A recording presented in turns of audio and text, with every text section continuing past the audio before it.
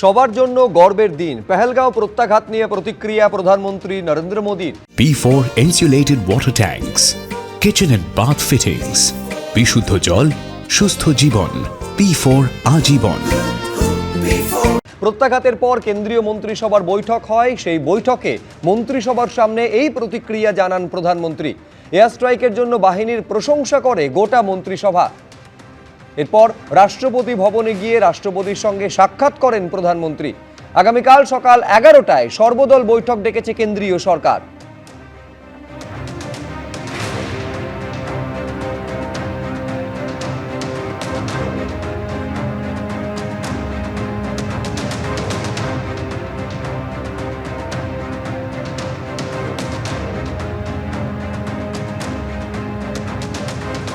দেশের সমস্ত রাজনৈতিক দল প্রত্যাঘাতের জন্য কেন্দ্র সরকারের পাশে, ভারত সরকারের পাশে আছে। আগেই এটা ঘোষণা করা হয়েছিল।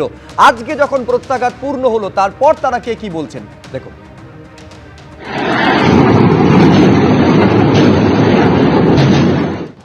वर्किंग कमेटी में हमारा डिस्कशन हुआ। पूरा समर्थन, full support to our forces, best wishes to them, much love to them, complete support from the Congress party and the Congress working committee. ভারতীয় জওয়ানরা রাত জেগে ভারতবর্ষের প্রকৃত চৌকিদার নরেন্দ্র মোদীজি যা করেছেন তার জন্য ভারতবাসী হিসেবে গর্বিত। সর্বত্র জাতীয় পতাকা নিয়ে আনন্দ মিছিল করা উচিত। সজাগ এবং সতর্ক থাকা উচিত যাতে এই পাকিস্তান নামক আবর্জনাটি আর কিছু করতে না পারে।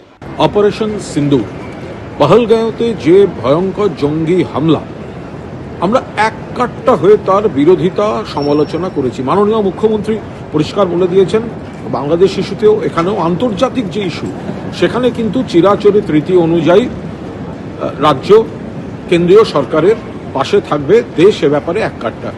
তিনি ইতিমধ্যেই বার্তা দিয়েছেন, জয় হিন্দ, জয় ইন্ডিয়া। সেনাবাহিনীর জওয়ান যারা এই অপারেশনে ছিলেন তাদের আমরা আন্তরিক শুভেচ্ছা, অভিনন্দন জানাচ্ছি। সেনাবাহিনীর জওয়ানদের পাশে গোটা দেশ, গোটা বিশ্বের ভারতীয়রা রয়েছেন। এবং খুব স্পষ্ট ভাষায় বলতে গেলে যে এবার যে আমরা সাংবাদিক বৈঠক, প্রেস কনফারেন্স দেখলাম সামরিক বাহিনীর 2 মহিলা অফিসার সহ, যথাযথ, সংযত, তথ্য নির্ভর এবং সেনাবাহিনীর যারা সীমান্তে লড়ছেন, মুখ্যমন্ত্রীর একটাই বক্তব্য, যেটা আমাদের দলের, আমাদের সকলের বক্তব্য, এই সময় জয় হিন্দ, জয় ভারত। আমরা সেনা বাহিনীর পাশে আছি। জয় ইন্ডিয়া।